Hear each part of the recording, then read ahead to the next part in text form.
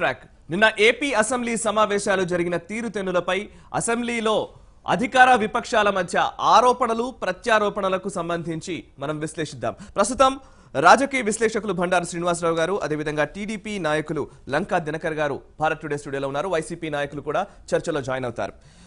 నమస్కారం బండారు శ్రీనివాసరావు గారు అండ్ దినకర్ గారు. ముందుగా చర్చకు స్వాగతం.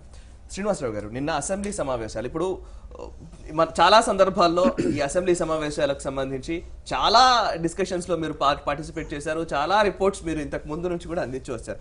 నిన్న చూస్తూ ఉంటే, నిన్ననే కాదు, ఏపీ అసెంబ్లీ రాష్ట్ర విభజన జరిగిన తర్వాత కాంగ్రెస్ టీడీపీ వైసీపీకి మధ్య ఈ వాగ్యుద్ధం ప్రతి సమావేశాల్లోనూ కొనసాగుతూనే వచ్చింది.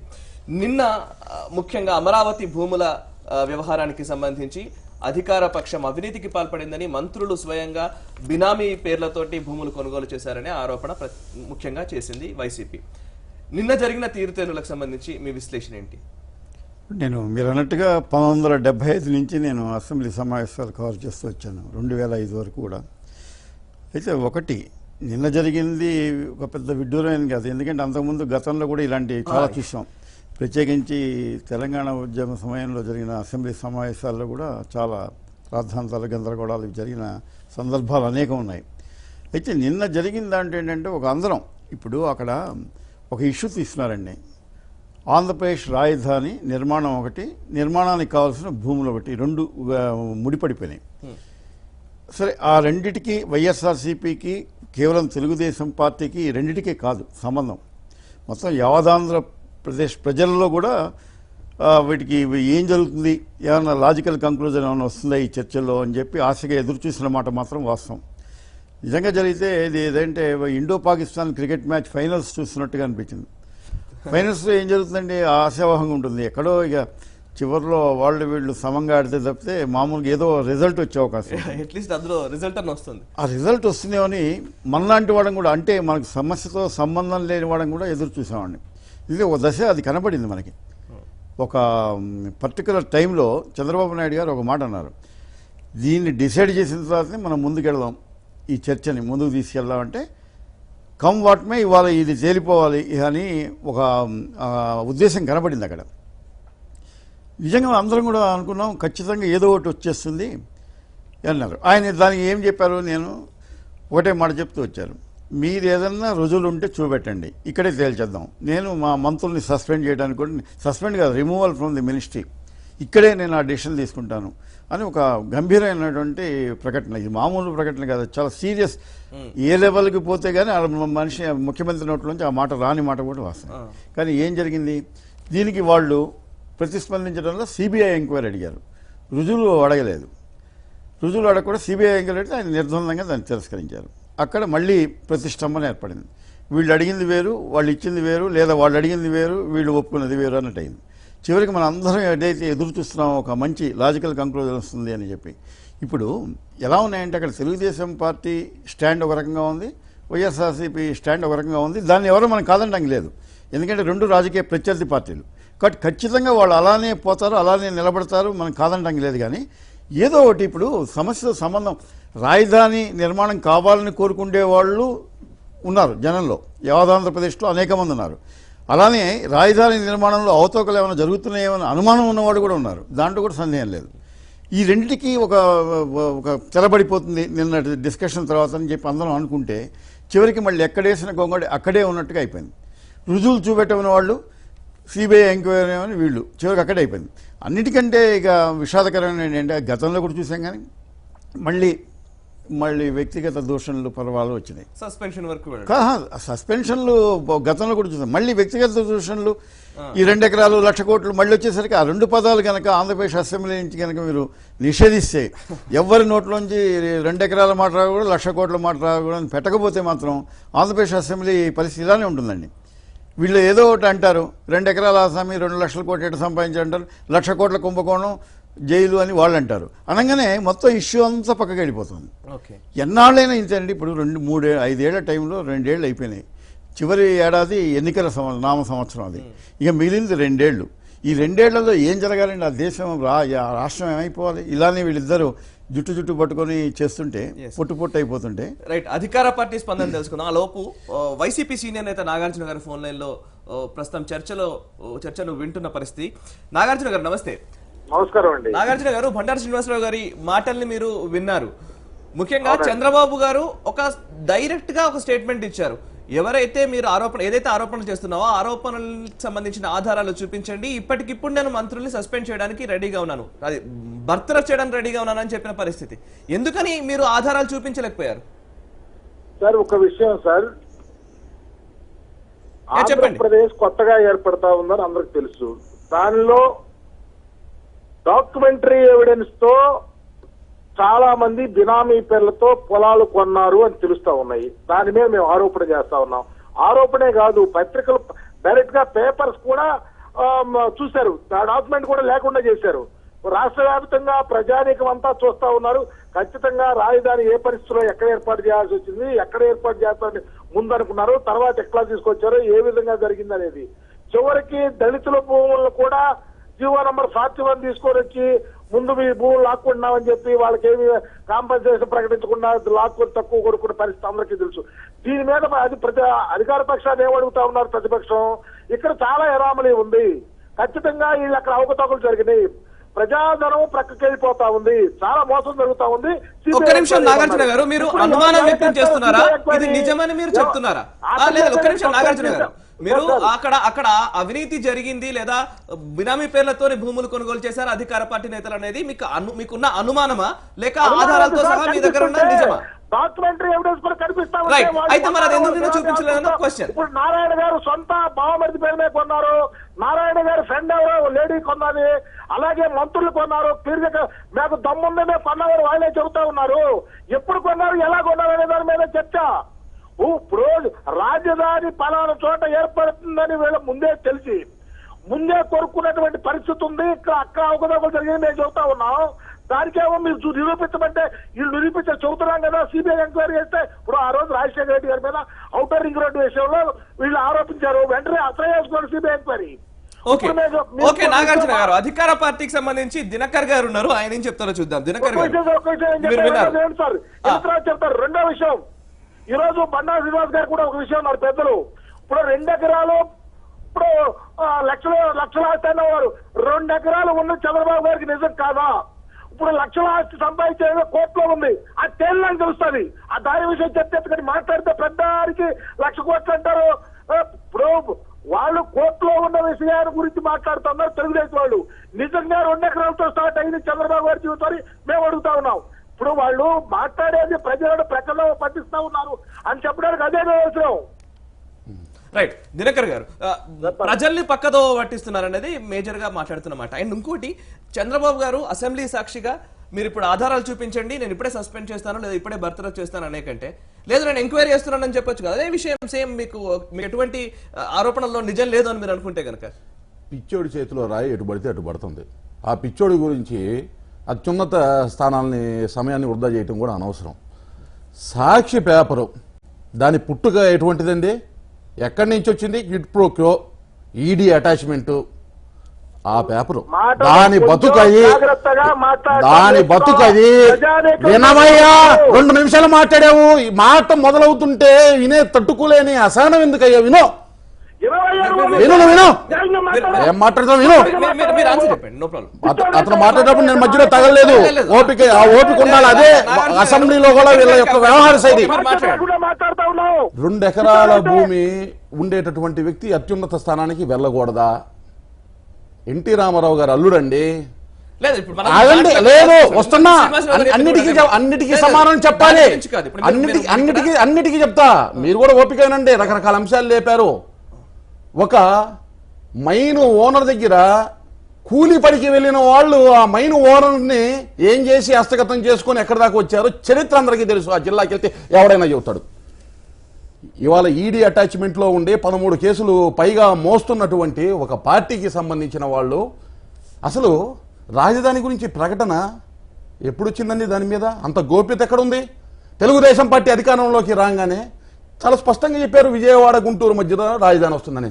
సాక్షిలో రాశారు కదండి చంద్రబాబు నాయుడు గారు ప్రకటనకి ముందే ఈ విధంగా ఉండబోతుంది ఆ విధంగా ఉండబోతుంది తీమనండి ఆ పేపర్ నుంచే వచ్చినాయి. ఎక్కడెక్కడ వైకుంఠపురం అన్నారు, అదన్నారు, ఇదన్నారు, మొత్తం వాళ్ళు రాసిందే. అంటే ఒక అంశం మాట్లాడేటప్పుడు గతంలో ఏం చేశాము, మనం ఏం చేశాము అనేది తెలియకుండా ఇక్కడ గోప్యత ఎక్కడా లేదు. రాజధానికి సంబంధించి మొదటి నుంచి చెబుతున్నారు. ఏ ప్రాంతంలో అయితే రాజధాని వస్తుందో అక్కడే నేను ప్రమాణ స్వీకారం చేస్తానని మంగళగిరిలో కూడా ప్రమాణ స్వీకారం చేసింది వాస్తవం కాదా? ఏమండి, వరుసగా రాశారు 2 రోజులు 2 కథనాలు. ఎవరు మతి భ్రమించిన వాడు గనక రాసినట్టు రాశారు. ఎక్కడండి ఎవిడెన్సు? హాయ్లాండ్ ఎక్కడుంది? సిబిసిఐడి ఎంక్వైరీలో ఉండి అటాచ్మెంట్ అయ్యి కోర్టులో ఉన్నటువంటి దాన్ని నారా లోకేష్ 425 కోట్లకి జీపీఏ చేసేసుకున్నాడు. ఏది paper? Where is the paper? Where is the document? ఆగండి మురళీమోహన్ గారు మురళీమోహన్ మీద రాశారు. మురళీమోహన్ గారు రాష్ట్ర విభజన జరిగిన తర్వాత ఎలక్షన్ కి ముందు ఏ పార్టీ అధికారంలోకి వస్తుంది రాకముందే రిజిస్టర్డ్ గా డెవలప్మెంట్ చేసుకున్నటువంటి డాక్యుమెంట్, దాన్ని తీసుకొచ్చి చుట్టూతో 100 ఎకరాలు. శ్రీనివాసరావు గారు నో మీరు రకరకాల అంశాలు రేజ్ చేసినప్పుడు వినాలా వాస్తవాలు. ఇప్పుడు ఎందుకు సిబిఐ ఎంక్వైరీ వేయలేదంటే ఇట్లా అవాస్తవమైనటువంటి కట్టుకథలన్నీ రాసి ఇష్టం వచ్చినట్టు పిచ్చి రాతలు రాసి సిబిఐ రాయాలంటే సిబిఐ పని పాఠాలు లేదనుకుంటున్నారా? వీళ్ళలాగా ఏ రోజైనా రాష్ట్ర అభివృద్ధి కోసం కాంక్షించారా? అడుగడుగున అమరావతికి అడ్డంకులు సృష్టించాలనే ప్రయత్నంలో అన్ని రకాల అడ్డంకుల్ని దాటుకొని సక్రమంగా చేసుకుంటున్న పోతున్న క్రమంలో ఇప్పుడు చిట్ట చివరిగా ఏ విధంగా అస్థిరపరచాలి? ఇక్కడ ఎమ్మెల్యేలు ఎప్పుడైతే చెయ్యిదారి వెళ్ళిపోతున్నారో అసహనం అక్కడి నుంచి మొదలైంది. అసలు ఎక్కడ మాట్లాడామండి? మీరు రకరకాల అంశాలు వచ్చినాయి నా దగ్గర నుంచి, వాటికి సంబంధించి వాళ్ళు మాట్లాడినట్టుగా నా దగ్గర నుంచి రిప్లై తీసుకోవాలా? మీరు వద్దనుకుంటే చెప్పండి, అవసరం లేదు మా దగ్గర నుంచి అంటే చెప్పండి. దినకర్ గారు మీరు చెప్పాల్సిన సమాధానం చాలా క్లియర్ గా లేదు. అటు నుంచి ఆరోపణలు ఎక్కడెక్కడ నుంచి మాట్లాడేటప్పుడు 2 ఎకరాలు 2 లక్షల 1,00,000 కోట్లు దొబ్బారు కాబట్టి దాన్ని తీసుకొచ్చి నెత్తి మీద వేయడం కోసం అంతకన్నా పెద్దది చేశారనే ఉద్దేశంలో ఆపాదించడం కోసం అభూత కల్పనలు ప్రజలకి తెలుసు. శ్రీనివాసరావు గారు ఇప్పుడున్న పరిస్థితుల్లో ఒక పత్రికకు సంబంధించిన కథనాలుగానే దీన్ని చూడాలా? దాంట్లో ఆరోపణలు నేను మీడియాకు సంబంధించిన ప్రసక్తి నేను చెబుతాను కానీ అవతల ఫోన్ లైన్ లో ఉన్నారు నాగార్జున గారు, వారి వెర్షన్ కూడా తీసుకోండి. ఎందుకంటే ఆయన డైరెక్ట్ పార్టిసిపెంట్స్ అయితే మనం కాసేపు కూర్చోబెట్టినా పర్వాలేదు. ఫోన్ లైన్ లో ఉన్నారు కనుక ఆయన చెప్పండి. నేను మాట్లాడేటప్పుడు ఆయన ఇంట్రెస్ట్ చేయకూడదు. నాగార్జున గారు ఒక ఆరోపణ చేశారు. ఆ ఆరోపణలన్నీ అవాస్తవము, అభూత కల్పనలని అధికార పార్టీకి సంబంధించిన నేతలు అంటున్నారు. ఒక ఆరోపణ వచ్చినప్పుడు ఆరోపణను అభూత కల్పన అని డైరెక్ట్ గా చెప్తున్నాను. చేసిన ఆరోపణలో వాస్తవం లేదా, లేదా ఆ సీరియస్నెస్ లేదా, దాని గురించి మీరు చెప్పండి. ఒక పత్రికకు సంబంధించిన కథనంగానే చూడాలి. అది అలా కాదండి, మనం మీడియా స్వేచ్ఛ అంతవరకే పరిమితమై మాట్లాడతాం. దాంట్లో నిజాలు అనేవి ఎవరు చెప్పలేదు. ఎందుకంటే ఒక పత్రికల్లో వచ్చేవన్నీ నిజాలు కాకపోవచ్చు, కానీ పత్రికల్లో వచ్చేవాడిని నిజాలు కావు అని చెప్పి మనం బ్రష్ అవుట్ చేసి పారేయడానికి లేదు. ఇవాళ ప్రజాస్వామ్యంలో ఉన్నాం. నిజాలు ఏంటనేది ఒక విచారణ ద్వారా, ఒక దర్యాప్తు ద్వారా బయటకు వస్తాయి, అంతే కదా. ఎప్పుడైనా ఎవరైనా ఏదైనా రాస్తారు, స్వేచ్ఛకు ఉన్నట్టు అంటే స్వేచ్ఛకు కూడా పరిమితులు ఉండాలి అనేది ఒక సిద్ధాంతం. మనం ఒక చేయి చాచుకుండేది ఎప్పుడంటే మన చేతి కొనబోయి మీ ముక్కు తారనంత వరకు నా స్వేచ్ఛ. చేయి చాచుకుంటే స్వేచ్ఛ ఉందని చెప్పి నేను పూర్తిగా చాచడానికి లేదు. అది మీకు తగలగినంత వరకు నాకు స్వేచ్ఛ ఉంది అనేది ఒక ఉంది. కానీ ఎట్ ది సేమ్ టైం పత్రికా స్వేచ్ఛకి నిర్వచనం చెప్తే వాళ్ళే కానీ దాన్ని పాటించే వాళ్ళే. అధికారంలో ఉన్నప్పుడు ఒక రకంగా, అధికారంలో లేనప్పుడు ఒక రకంగా, చాలా విధంగా పత్రికా స్వేచ్ఛల గురించి మాట్లాడుతామండి. ప్రతిపక్షంలో ఉన్నప్పుడు పత్రికా స్వేచ్ఛల గురించి మనం చాలా ప్రశంసిస్తాం.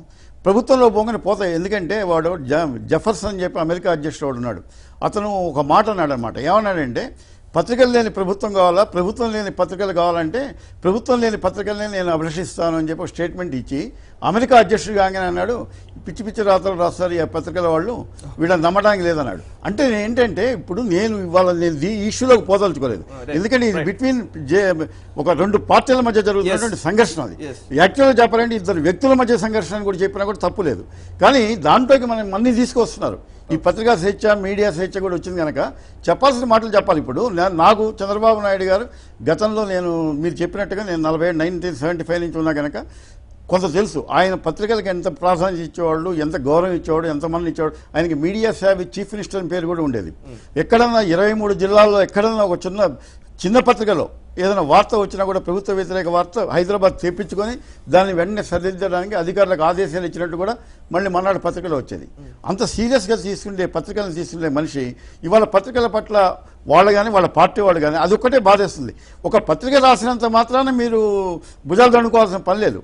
పత్రికలు రాస్తుంటాయండి, పత్రికలు ఇండియన్ ఎక్స్ప్రెస్ గోయంకా ఒకసారి చెప్పాడు, నాకు చిన్న పుల్ల దొరికితే నేను ఇందిరాగాంధీని కొడతానన్నాడు. అది దానికి దెబ్బ తగులుతున్నా లేదని కాదు, నాకు అంత కసి అన్నాడు. ఆయన చేతిలో ఇండియన్ ఎక్స్ప్రెస్ ఉండేది, ఎంత దెబ్బలు కొట్టాడో తెలుసు మనకి. అట్నే రాజీవ్ గాంధీ బోఫార్స్ అప్పుడు హిందూ లాంటి పేపర్ రాసింది. కాబట్టి ఇప్పుడు మనం పత్రికలు రాసిన పత్రికా స్వేచ్ఛ దగ్గరికి వచ్చినప్పుడు మనం కూడా ఉలిక్కి పడతాం. ఎందుకంటే ఎక్కడికి పోతుందో తెలియదు. ఒకప్పుడు తెలంగాణలో చూసాం, ఓ ఛానల్ మీద ఎవరో పెడితే మనం ఇంత హడావుడి చేసిన వాడే కదా. కాబట్టి మీరు ఏదైనా చేసుకోండి, కానీ పత్రికల్లో వచ్చినంత మాత్రాన అటాచ్మెంట్లో ఉంది అది పత్రికల ప్రతి ప్రజల ఆస్తి అనుకుంటే హాయిలాండ్ కూడా మరి ప్రజల ఆస్తి అది. అట్నే రకరకాలు ఉంటాయండి. ఇప్పుడు ప్రతిదీ కూడా అట్లా తీసి అక్కడ ఆ ఒక్క విషయంలో మాత్రం తెలుగుదేశం వాడైనా మిగతా వాడైనా కూడా కాస్త సంయమనంతో మాట్లాడాలని మనం పత్రికల్లో ఉన్న వాళ్ళ కోరుకుంటాం. ఎంత సపోర్ట్ చేసేవాళ్ళు కూడా మాట్లాడలేని పరిస్థితి. శ్రీనివాస్ గారు చెప్పిన ఒక అంశంతో నేను ఏకీవిస్తున్నా. ఈ రోజు కూడా చంద్రబాబు నాయుడు గారు పత్రిక కానీ ఏదన్నా టెలివిజన్ ఛానల్లో కానీ ఇవాళ మనం మాట్లాడుకున్న సబ్జెక్టు కూడా ఇంచు హాఫ్ అన్ అవర్లో ఆయన దగ్గరికి వెళ్ళిపోతుంది. అంత కేర్ఫుల్గా ఉంటారు. కానీ ఏదైతే ఆ ఒక పత్రిక ఉందో దాని పుట్టుక తెలుసు, దాని భావజాలం తెలుసు, దాని ప్రవర్తన తెలుసు.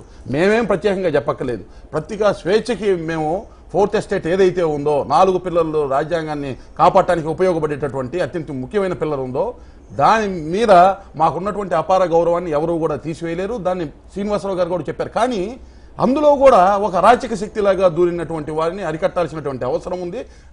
ఇటువంటి వాళ్ళని అరికట్టకపోతే ఆ పత్రికలకి సంబంధించిన మిగతా వార్తలకు కూడా కొంత వ్యాలిటీ సెన్సిటీ దెబ్బతినే ప్రమాదం ఉంది. కాబట్టి దాన్ని కాపాడుకోవాల్సిన బాధ్యత కూడా మనం. రైట్ నాగార్జున గారు దినకర్ గారి మాటలు విన్నారు, శ్రీనివాసరావు గారి మాటలు విన్నారు. ముఖ్యంగా ఒక పత్రికలో వచ్చిన కథనాలు లేదా మీ దగ్గర ఉన్న ఆధారాలు ఏవైతే ఉన్నాయో వాటికి సంబంధించి నిన్న అసెంబ్లీలో చంద్రబాబు గారు అన్నప్పుడు కావచ్చు, ఎందుకని వాటిని ప్రస్తావించలేదు, ఎందుకు వాటిని చూపించలేదు అనేది ఒక పాయింట్. ఒక విషయం సార్, శ్రీనివాసరావు గారు చెప్పిన దాంట్లో అక్షర సత్యాలు ఉన్నాయి. ఇప్పుడు ప్రజాస్వామ్య వ్యవస్థలో పత్రికా స్వేచ్ఛకు ఒక ప్రాధాన్యత ఉంది. ఎక్కడన్నా చిన్న ఇన్సిడెంట్ జరిగినా పత్రికల వాళ్ళు దాన్ని వెలుగులో తీసుకొచ్చి దాని మీద ఫ్యాషిఫై చేయడానికి కానీ ఉపయోగపడటానికి కానీ అనేక రకాలుగా ఉపయోగపడే వ్యవస్థను నడుపుతా ఉంది భారతదేశంలో. వాళ్ళకేం ఇష్టం ఉంటేనేమో ఆ పత్రిక మంచిది, ఇష్టం లేకపోతేనేమో పత్రిక మంచిది కాదు. చివరికి పత్రికలు కూడా పోయి పత్రికల్లో ఉద్యోగం చేసుకునే రాసే వాళ్ళ మీద కూడా కేసులు పెడతా ఉన్నారు. ఇది వాళ్ళకు ఉన్నటువంటి సంస్కారం. రాసి ఉద్యోగం చేసుకునే వాళ్ళు ఇప్పుడు పలికింది భాగవతమట, పలికించాడు వాడు రామభద్రుండది. ఇప్పుడు ఎవరు పలికేది రాసిన ఆ పేపర్ రాసేవాడి మీద కూడా చర్యలు తీసుకునే పరిస్థితికి అంత నిగూఢమైనటువంటి ఆత్మవిశ్వాసంతో ముందుకెళ్తా ఉన్నాడు చంద్రబాబు నాయుడు గారు. వారిని సపోర్ట్ చేస్తా కూర్చున్నారు వీళ్ళు. ఒక ఎలిమెంటా, ఒక పత్రిక ఎలిమెంటా? అలాంటప్పుడు ఎన్ని పత్రికలు ఎలిమెంట్స్ అనాలి? నాగార్జున గారు మీ దగ్గర నాగార్జున గారు మీ దగ్గర ఒక దీనికి సంబంధించి మీ ఆరోపణలకు సంబంధించి ఆధారాలు ఉన్నాయని అంటున్నారు. నాగార్జున గారు మీ దగ్గర ఆరోపణలకు సంబంధించి మీ దగ్గర ఆధారాలు ఉన్నాయని మీరు అంటున్నారు. ఆధారాలు ఉన్నప్పుడు ప్రభుత్వాన్ని సిబిఐ ఎంక్వైరీ వేయమని డిమాండ్ చేయడం ఎందుకు? డైరెక్ట్ గా కోర్టును అప్రోచ్ అవ్వచ్చు కదా అనేది ఒక పాయింట్. నాగార్జున గారు మీరు అన్నది కరెక్టే. ఇప్పుడు లేదు నాగార్జున గారు లేకపోతే ఈ ఒక్కదొంప చేస్తారు. ఎందుకండి చేతకాక చేతులు ఎత్తేసి వాళ్ళు ఏదో టీవీలో కాదు, ప్రజలు చూస్తున్నారు. నాగార్జున గారు వినిపిస్తుందా? ఇన్ని కార్యక్రమాలు చేస్తారు, అధికారంలోకి వచ్చారు, ఒక్కటి చేయలేకపోయారు. ఈ రోజు బడ్జెట్. నాగార్జున గారు వినిపిస్తుందా మీకు? ఒక్క నిమిషం నాగార్జున గారు, ప్రభుత్వాన్ని సిబిఐ ఎంక్వైరీ వేయమని చెప్పడం బదులు ఆల్టర్నేటివ్స్ ఉన్నాయి కదా, డైరెక్ట్ గా కోర్టును అప్రోచ్ అవ్వచ్చు కదా అనేది ఒక మాట. మీరేమంటారు? ప్రజా కోర్టు నుంచి గెలిచిన వాళ్ళు ప్రజలు మోసం చేస్తారని చెబుతున్నాము. డాక్యుమెంటరీ అవసరం ప్రొడ్యూస్ చేయడానికి సిద్ధంగా ఉన్నారు. మీరు సిబిఐ ఎంక్వైరీ చెప్పమని తెలుసుకోమండి. చేత కాకపోతే ఏదో మాట్లాడితే ఎట్లాగండి, నేను అయ్యో అని అదరాయిస్తే ఎట్లాగండి? అతను సీఎం అండి రాత్రి మాట్లాడింది, సీఎం భాష చూశారండి, ఆయన యొక్క పర్సనాలిటీ చూశారండి, సుదీర్ఘ రాజకీయ అనుభవం ఉంది ఆయనకి. చాలా జాగ్రత్తగా మాట్లాడాలా, ప్రజలు చూస్తున్నారు. నేను ఏం చేస్తారంటే ఏం దినకర్ గారు మాట్లాడుతున్నారు. అసెంబ్లీలో ఎవరెంత జాగ్రత్తగా మాట్లాడుతున్నారో, ఎన్నిసార్లు క్షమాపణలు చెప్పారో, ఎన్నిసార్లు సస్పెండ్ అయ్యారో అందరికీ తెలుసు. దాని గురించి అసెంబ్లీలో ప్రవర్తన గురించి ఎందుకంటే పదే మాట్లాడతారు. నిన్న ఏమండి ఇంత అన్రెస్ట్ అనేది ఫస్ట్ నుంచి క్రియేట్ చేస్తున్నారు ఆ పత్రిక ద్వారా అనేది చాలా స్పష్టమైన క్లెయిము. ఆ ప్రాంతంలో రైతులు ఎందుకయ్యా మా నెత్తి మీద పడి మా వృద్ధిని అడ్డుకుంటారని ఆ పేపర్ ని తగలబెట్టి ఆ గ్రామంలో ఉన్నటువంటి వాళ్ళందరూ కూడా తుళ్ళూరు చుట్టూతా ఉన్నటువంటి గ్రామంలో ఉన్న వాళ్ళందరూ కూడా చేసినటువంటి సంఘటన. నిన్న అంత బహిరంగ సభ పెట్టి ఎండగట్టారు కదా, ఎందుకయ్యా మా మీద పడి చేస్తారు, మా ప్రాణాల మీద ఎందుకు వస్తారు మీరని చెప్పి. దాంతో అయినా కనువిప్పు కరగట్లేదా? ప్రజలు చూస్తున్నారు. అదేనంటే ఎందుకు అంత అసహనము, ఎంత నువ్వు ఇష్టం వచ్చినట్టు ఏది పడితే అది మాట్లాడేసి సిబిఐ ఎంక్వైరీ చేయి. ఆ రోజు ఓఆర్ఆర్లో పాము తిప్పినట్టు మీ ఇష్టం వచ్చినట్టు తిప్పారు కాబట్టి, ఎవరైతే ఆ రోజు కేవీపీని అడ్డం పెట్టుకొని చేశారు కాబట్టి ప్రైమా ఫేస్ ఎవిడెన్స్ ఉంది కాబట్టి ఇవాళ ఒక రోడ్డు స్ట్రైట్ గా వెళ్తుంటే ఊరు కూడా ఇబ్బంది అవుతుంది. మేము ఊర్లో ప్రజల్ని కన్విన్స్ చేసుకున్నాం. మా నిబద్ధత అది. మీకు మాకు పోలిక, అసలు పోలిక, తప్పుడు కథనాలు అభూత కల్పంతో అసలు అక్షర సత్యాలు రాయాల్సినటువంటి పత్రికలో కనీసం అర్ధ సత్యాలు కూడా లేవు. అసత్యాలు ప్రతిబింబిస్తున్నాయి వీళ్ళు చేసేటటువంటి కార్యక్రమాలు. ఒక టూలుగా వారి కరపత్రం కన్నా కింద హీనమైనటువంటి పత్రంగా వాడుకోవటం అయితే పత్రికా స్వేచ్ఛ ముసుగులో చేసేటటువంటి ఇది చాలా తీవ్రమైనటువంటి పరిణామాలకు దారితీస్తుంది. ప్రజాస్వామ్యాన్ని కూని చేయడానికి ఇటువంటి టూల్స్ ని వాడుకోవటం అయితే ఎవరు కూడా ఒప్పుకోరుది. లేదు దినకర్ గారు, ఇప్పుడు ఒక పత్రికకు సంబంధించిన వ్యవహారంగా దీన్ని చూడాలన్నా లేదు. ఇప్పుడు ఒక రాష్ట్రానికి సంబంధించి అమరావతి అనే దానికి ఒక ప్రతిష్టాత్మకంగా ఒక రాజధాని నిర్మాణం జరగాలని ప్రజలు కోరుకుంటున్నారు. ఆ దిశగా ప్రభుత్వం కూడా అడుగులు వేయాల్సిన బాధ్యత ఉంటుంది. ఆ ప్రతిష్ట దిగజారిపోయే పరిస్థితి వస్తుంది అని మీరే చెప్తున్న పరిస్థితి. ఆ ప్రతిష్టను తగ్గించే ప్రయత్నం చేస్తున్నారని, దాన్ని కాపాడాల్సిన బాధ్యత కూడా ప్రభుత్వం పైన ఉంటుంది. లేదు ఇక్కడ ఏ అక్రమాలు జరగలేదు, అవినీతి జరగలేదు, ఒక శ్వేతపత్రం రిలీజ్ చేస్తారని ఎందుకని ప్రభుత్వం అనట్లేదు? శ్వేతపత్రం చాలా క్లియర్గా చెప్పారు. 550 రిజిస్ట్రేషన్లు ఏదైతే రాజధాని ప్రకటన జరుగుద్దో దానికి ముందు జరిగినవి. మిగతా ప్రాంతాల్లో కూడా వీరు ఏదైతే పాడుతూ ఉంటారు కదా దొనకొండ అనేది, ఆ దొనకొండలో కూడా అంతకన్నా ఎక్కువ రిజిస్ట్రేషన్ జరిగినాయి. ఆ పీరియడ్లో ఎక్కడైతే నూజివీడు అన్నారో అంతకన్నా ఎక్కువే జరిగినాయి. ఇప్పుడు వరకు ఇంత గందరగోళం వీళ్ళు చేస్తున్నటువంటి ఆ 33,000 ఎకరాలు 25,000 ఎకరాలు అయిపోయింది అని చెప్పని అన్నారు. జరిగింది రిజిస్ట్రేషన్ 5,000 నుంచి 6,000 ఎకరాలు మాత్రమే. అది స్పష్టంగా స్టాటిస్టిక్స్ కనబడుతుంటే, ఇంకొక మాట ఆన్లైన్లో ఆపేశారు. ఈజ్ ఇట్ పాసిబుల్ అండి? వెబ్సైట్ని నువ్వు ఏ రోజు ఏ రిజిస్ట్రేషన్ జరిగిందో క్రోనికలాజికల్ ఆర్డర్లో ఎవరికైనా కనబడుతుంది. అంటే ఏ విధంగా ఒక రాయి వేసేసి ఆ రాయి నుంచి కాపాడుకోవటం కోసం ఇటువంటి అబద్ధాలు, అసత్యాలు, అర్ధసత్యాలు, వైసీపీ ఆరోపణలు మీరు పట్టించుకోదలుచుకోలేదు. అయితే ప్రజలకు అనుమానాలు నివృత్తి చేయాలి. ప్రజలకి అనుమానాలు కాదు, వీరు అవాస్తవాలతోటి ఏదో జరుగుతుందని మీరు ఇష్టం వచ్చినట్టు ఏది పడితే అది మాట్లాడి చేయమంటే ఇంకా ప్రభుత్వానికి వేరే పని లేదా? చట్టబద్ధమైనటువంటి సంస్థలకి వేరే కార్యక్రమాలు ఏమి లేవా? ఈ విధంగా ఇవాళ చేస్తా పోతే రోజుకో మాట అంటాడు ఏ అంటారు.